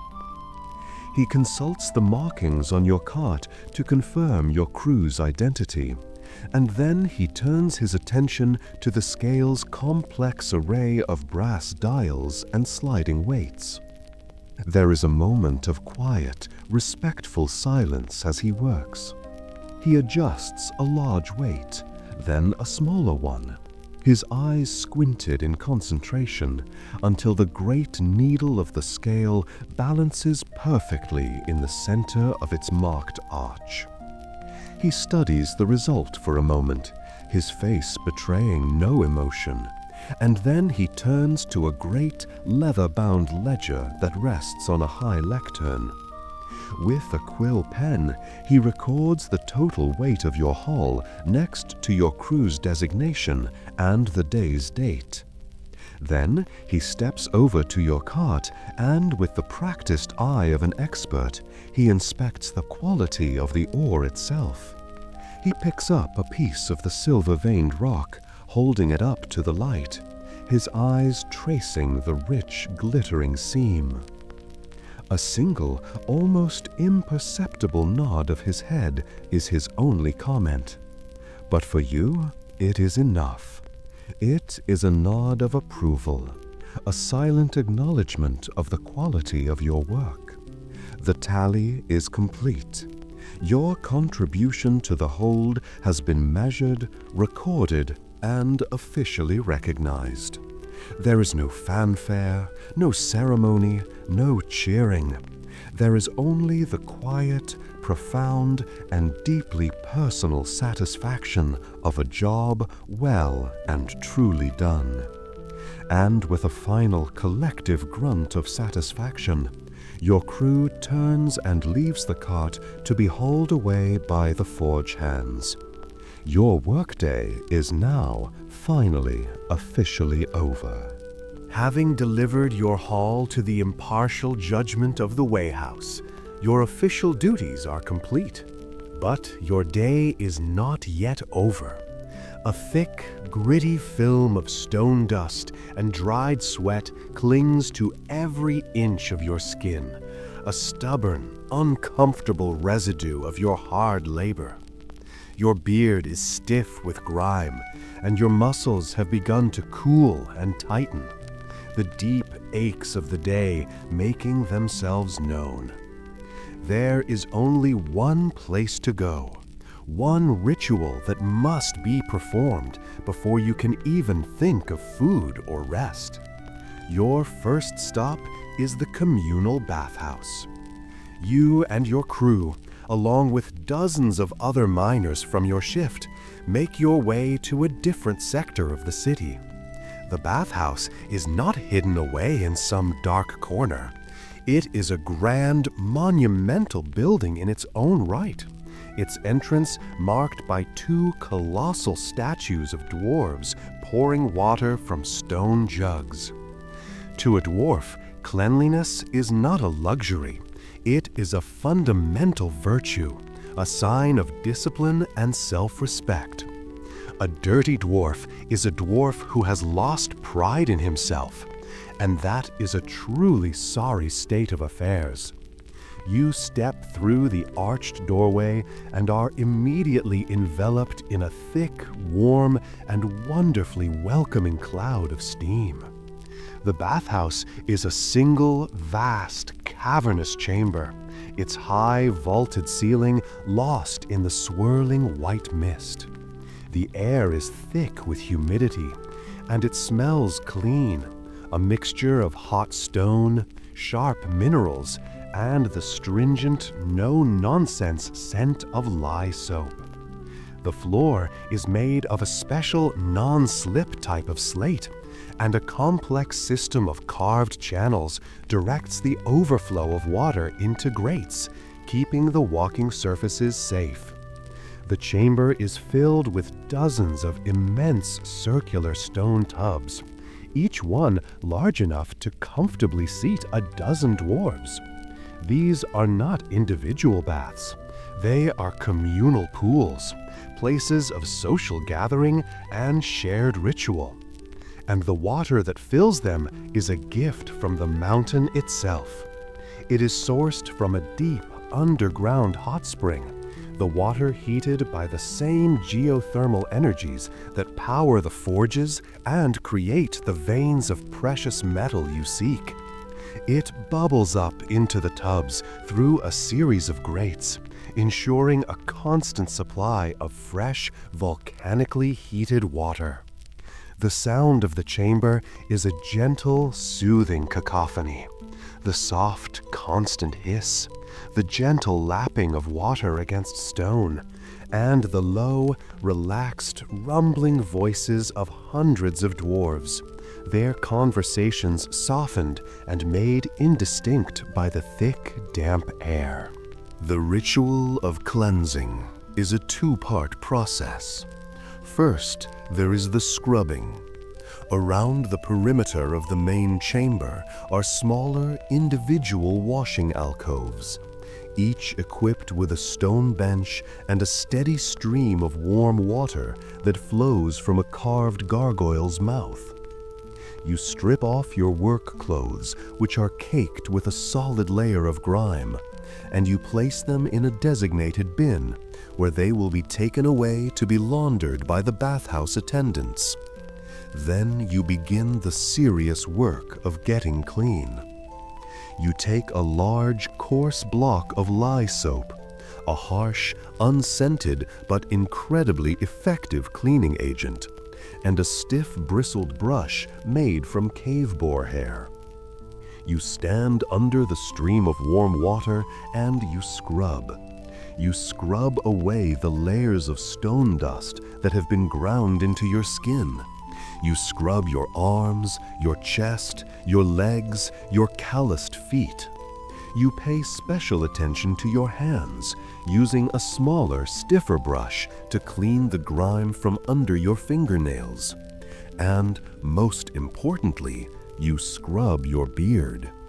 You work the harsh soap into a thick lather, scrubbing from the roots to the tips, washing away the sweat, the dust, and the last of the morning's beard oil. It is a vigorous, almost violent process, a way of physically scraping away the residue of your labor. When you are finished, you rinse yourself thoroughly, the streams of water running gray and then clear on the slate floor. You are physically clean. Now it is time for the second part of the ritual, the soaking. You make your way to one of the large steaming communal tubs and, with a deep, gratified sigh, you lower yourself into the volcanically heated water. The pleasure is immediate and overwhelming. The intense heat, just on the edge of being too hot, seeps deep into your aching muscles, untying the tight knots of tension in your back and shoulders.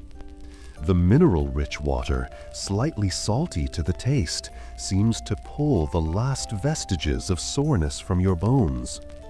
You lean your head back against the smooth, worn stone of the tub's edge and close your eyes, letting the water and the steam work their magic. This is not just a physical cleansing, it is a spiritual one. It is a ritual of transition. You are washing away the identity of the miner, the laborer, and preparing to reassume the identity of the citizen, the clan member, the individual. The worries and responsibilities of the deeps are dissolved in the hot, steaming water, leaving your mind clear and your spirit refreshed. You sit in companionable silence with your crewmates, the water up to your chins, your magnificent beards floating around you like great hairy water lilies.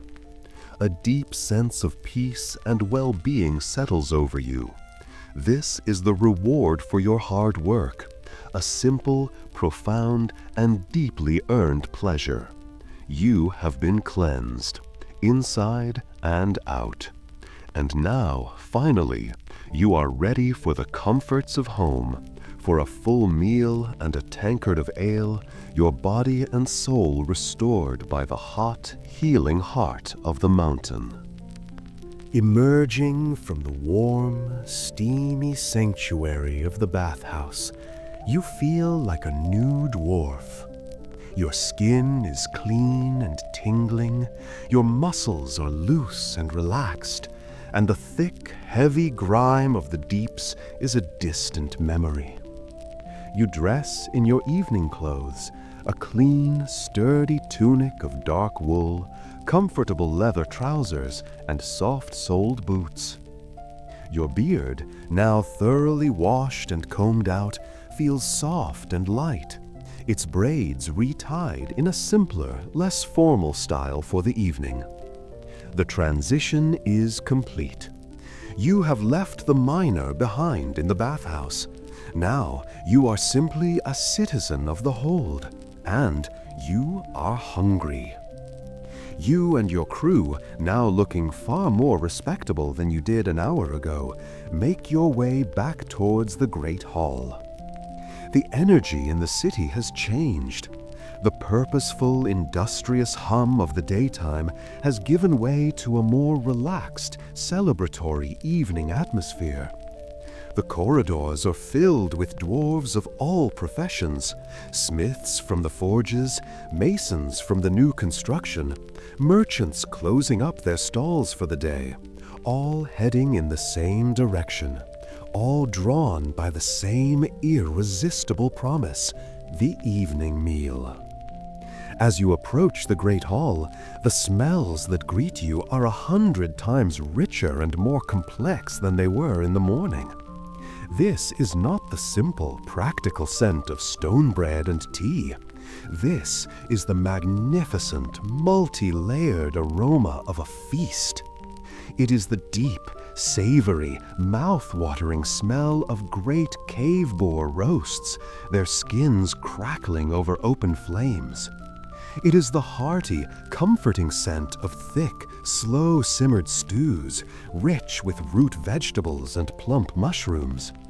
And, most powerfully of all, it is the warm, malty, intoxicating fragrance of dark Dwarven ale, the lifeblood of any proper Dwarven celebration. You step into the Great Hall, and the scene is transformed. The quiet, focused atmosphere of the morning meal has been replaced by a joyous, chaotic, and incredibly loud celebration of a day's work well done. The hall is packed to the rafters, 1,000 dwarves or more, and the air rings with the sound of their combined voices. This is not the quiet murmur of the morning. This is a full-throated, joyous din. The crystal chandeliers seem to glow brighter, the polished stone tables seem to shine, and the entire cavern feels alive with a vibrant, powerful energy. You and your crew navigate the happy throng and find your usual table, which is already laden with the evening's bounty. There are no individual plates. The food is served on great, communal wooden platters and in massive earthenware bowls, a symbol of the shared success of the community. You immediately grab a heavy, half-gallon ceramic tankard and fill it to the brim from a great, sweating barrel of ale that sits at the end of the table. The ale is dark, almost black, with a thick, creamy head of foam. You take a long, deep, and deeply satisfying draught. The taste is rich, malty, and slightly bitter, a strong and honest drink that is both a reward and a relaxation. The meal is a grand and glorious affair. You use your utility knife to carve off a thick, juicy slice of the roast boar, its meat so tender it falls apart, its skin a perfect, crispy, salty delight. You ladle a generous portion of the thick mushroom and root vegetable stew into a small bowl, its savory gravy perfect for soaking up with a piece of slightly softer, lighter evening bread. You eat with a healthy, unrestrained appetite, your hunger sharpened by the day's hard labor. And as you eat and drink, the sounds of the community swirl around you. The hall is filled with songs, the old, deep-chested baritone ballads of your people. Some are mournful songs of lost kingdoms and ancient sorrows. Others are boisterous, bawdy songs about the foolishness of elves or the joys of a good, strong ale. A group of miners at a nearby table might suddenly burst into a work chant, the rhythmic, percussive song of the pickaxe, their fists banging on the stone table to keep the beat. The entire hall might join in on the chorus of a particularly famous anthem, 1,000 deep voices rising as one, in a sound so powerful it seems to shake the very pillars of the mountain. And there is the telling of tales. Dwarves, their tongues loosened by the ale, stand on the tables to recount the day's events. They boast about the size of the ore chunks they hauled. They tell dramatic, embellished stories of near misses with falling rocks. They show off the particularly beautiful gemstones they found. It is a form of competitive storytelling, each dwarf trying to outdo the last, their tales growing grander and more heroic with every tankard of ale they consume. You sit with your crew, your bellies full, your tankards never empty, and you are a part of it all. You listen, you laugh, you occasionally add your own quiet comment to the conversation. The bonds that were forged in the silent darkness of the deeps are now carried over and strengthened in the warm, bright, noisy camaraderie of the hall. This is the other side of the dwarven spirit. You work hard, in silence and with grim focus, but you also celebrate with a joyous, uninhibited, and profoundly communal spirit. And as you sit there, surrounded by your kin, your belly full of good food and strong ale, your ears filled with the songs and stories of your people, you feel a deep and unshakable sense of peace. This is your home. These are your people, and there is nowhere else in the world you would rather be. As the great evening meal begins to wind down and the most boisterous of the songs have been sung, a gradual, natural migration begins. The great hall, while the heart of the community's celebration, is not the place for the final hours of the day. A dwarf, his belly full and his spirit content, does not simply retire to his chambers to sit idly until sleep takes him. That would be a waste of precious time. No, the concept of leisure for a dwarf is almost always tied to some form of quiet, productive craft. It is a way of winding down the mind and keeping the hands busy, a form of active relaxation that is deeply ingrained in your culture. So, you and your crew, after a final shared tankard of ale, push back from the great stone table and go your separate ways, each of you heading towards your own personal evening ritual. Some of your crewmates might head to the great forges, which never truly sleep. They will not be there to work, but to simply sit by the comforting, immense heat of the furnaces, perhaps quietly helping a smith with a small task, or just watching the mesmerizing dance of the fire as the master craftsmen work on their own personal projects through the night. Others might head to the armory to spend an hour meticulously maintaining their armor, polishing their helms to a mirror shine, or repairing a single loose ring in their mail shirt. It is a quiet, contemplative work that is both practical and deeply satisfying. For your part, you have another destination in mind. Tucked away in the residential sector of your clan's territory is a small, shared workshop. It is a simple, quiet space, nothing more than a series of stone workbenches illuminated by a few steady light crystals. The air here is cool and smells of dust and the faint, sweet scent of polishing compound. This is where you come to work on your own small treasures. From a leather pouch on your belt, you retrieve a small, unassuming rock you found during your shift. It is a geode, a rough, lumpy gray stone on the outside, but you know, from its unusually light weight and the faint rattling sound it makes when you shake it, that it holds a secret. You place the geode in a small vice-like clamp on your workbench, and with a small sharp-headed hammer and a fine chisel, you give it a single, precise tap. The rock splits perfectly in half, and you let out a low, appreciative sigh. The inside is a breathtaking miniature cavern, a hollow sphere lined with thousands of tiny, perfectly formed deep purple amethyst crystals, glittering and sparkling in the light like a trapped galaxy.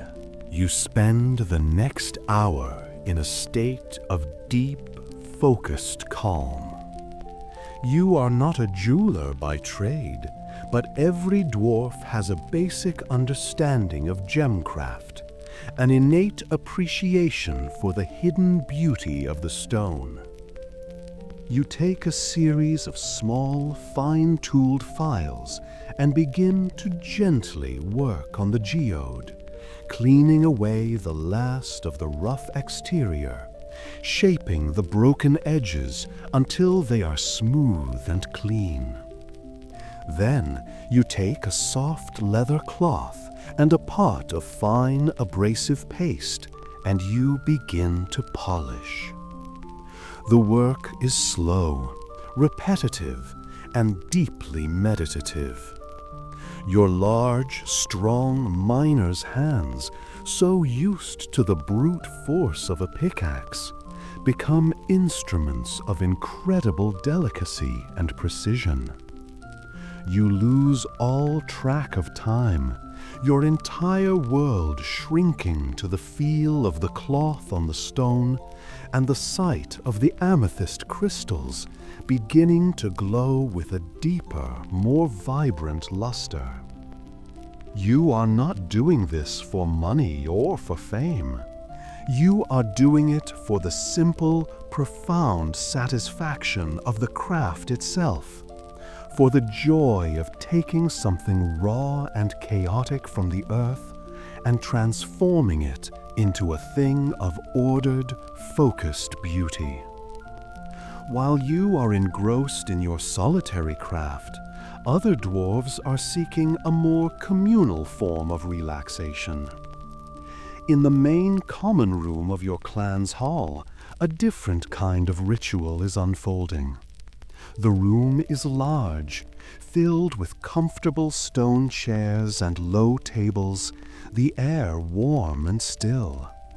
A small group of elders has gathered in the center of the room, their long gray beards braided with silver and gold.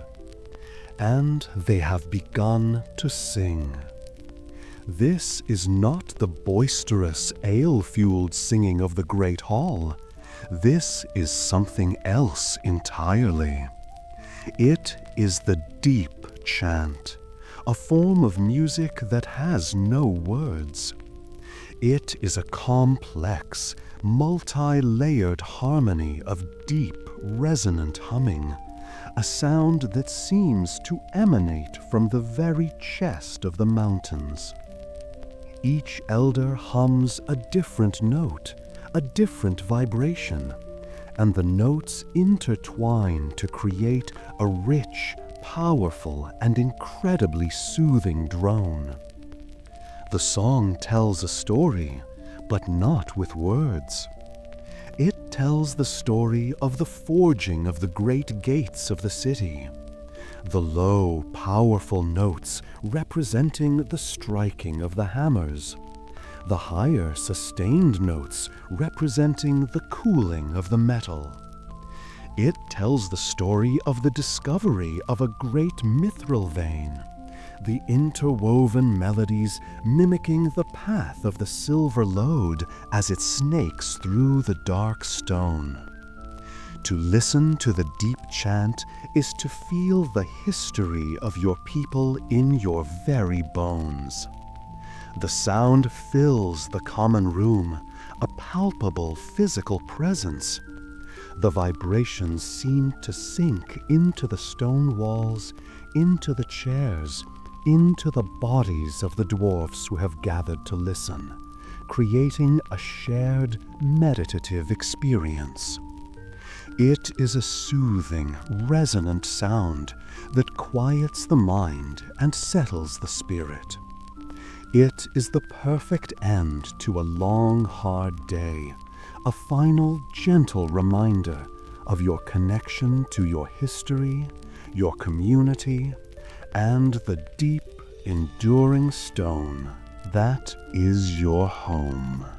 The last, deep, resonant note of the deep chant fades into a profound and satisfying silence, leaving a quiet, peaceful hum in its wake. The evening is over. The great cogs of the city are slowly grinding to a halt. The communal energy of the great hall and the common rooms giving way to a more personal, introspective quiet. You carefully wrap your newly polished amethyst geode in a soft cloth and place it in your belt pouch, a small, beautiful trophy from a day well spent. A deep, bone-weary exhaustion, the kind that can only be earned through honest physical labor, and a belly full of good food and ale, has finally settled over you.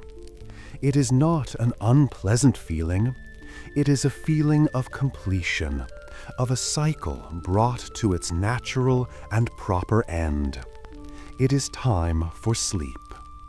You bid a quiet, grunted good night to the few remaining dwarves in the workshop, and begin the final journey of your day, the walk back to your bedchamber. The great thoroughfares of the hold are quiet now, almost deserted.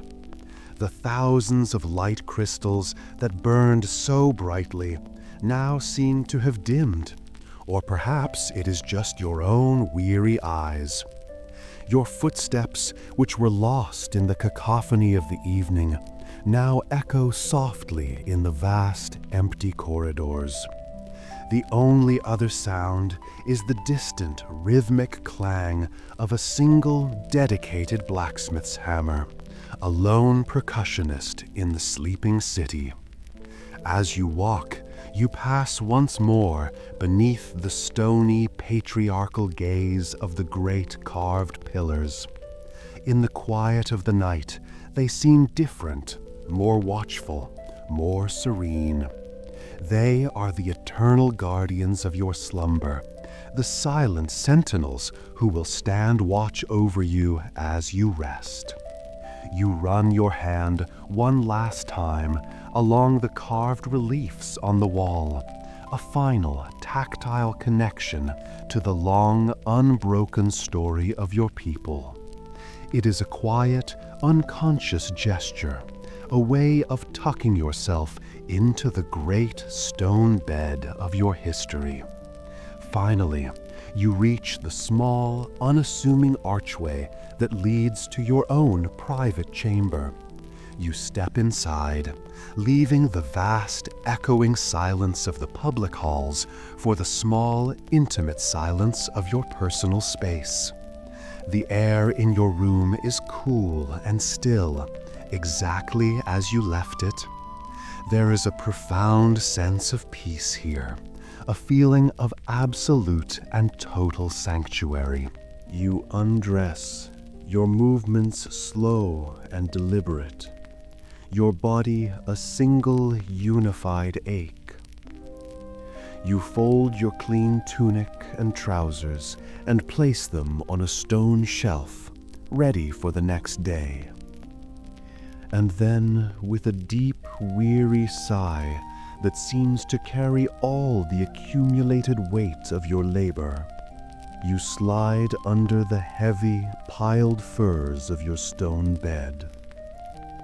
The final sensations of the day begin to wash over you. The stone slab of your bed is cool at first, a pleasant shock against your warm skin. But as you lie still, a strange and wonderful thing begins to happen. It feels as if the great, solid stone beneath you is a vast, porous sponge, and it is slowly, gently drawing the weariness out of you. You can almost feel the aches and pains in your muscles and bones being pulled downwards, absorbed into the immense, eternal mass of the mountain itself. The stone, which you have spent the day striking and breaking, is now healing you, cradling you, taking your exhaustion into its own deep, unshakable core. You pull the heavy furs up to your chin. They are immensely weighty, and the gentle pressure they exert is not confining, but profoundly comforting. It is the feeling of being swaddled, of being held. You are not just in a bed, you are in a nest, a burrow, a fortress. You are completely, utterly, and perfectly safe, encased in 1,000,000 tons of living rock. The world of the surface, with its unpredictable weather, its flimsy houses, and its terrifying open sky, is a distant, half-forgotten rumor. Here there are no storms. There are no winds. There is only the deep, steadfast, and eternal embrace of the stone. Your breathing deepens. Your thoughts begin to blur and fade. There are no grand dreams of adventure, no fantasies of exploring the sunlit world. Such things hold no appeal for you. Why would a dwarf dream of being a leaf, tossed about by every whim of the wind, when he can be a stone, steadfast, solid, and eternal? There is only the deep, dreamless, and profoundly restorative sleep of the mountain. Tonight, you did not conquer a kingdom. You did not explore a new continent. You did not write a great saga. You worked. You endured. You were a part of the mountain, and the mountain was a part of you. You fulfilled your purpose, and you did it well. And as your consciousness finally dissolves into the welcoming blackness, the very last sensation you are aware of is that deep, familiar, subsonic hum, the eternal beating heart of the world, returning to cradle you in its sound, bringing your day to a perfect, resonant, and final full circle.